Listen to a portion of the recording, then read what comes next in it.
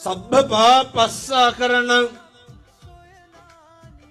නොකල යුතු දේ සියල්ල නවත්තන්න. සියලු පව් නොකල යුතුය. කවදා ඉඳන්? 2026 ඉඳන්. කුසලස්ස උපසම්පදා, කුසල් විතරක් වැඩි දියුණු කළ යුතුය. මොක නැතත් මේ දෙකවත් හෙට ඉඳන් පිළිපදින්න. වෛරකාරකම නවත්තන්න පුළුවන්.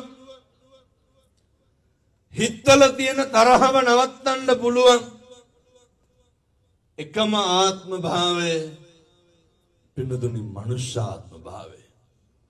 එනිසා අද මම හොඳටම දන්නවා මේ හැම කෙනෙක්ගේම හිතවල පොඩි කාලේ ඉඳන් ඉන්න වෛරක්කාරයෙක් ඉන්නවා. හැම කෙනෙක් ගාවම ඔය කියනවනේ දහම්දුරුනේ කාට කෙරුවත් අරුන්ට කරන්නේ නැහැ කියලා. ඔය කියනවනේ කාට දුන්නත් අරුන්ට දෙන්නේ නැහැ, උන්ට දුන්නට වැඩක් නැහැ කියලා.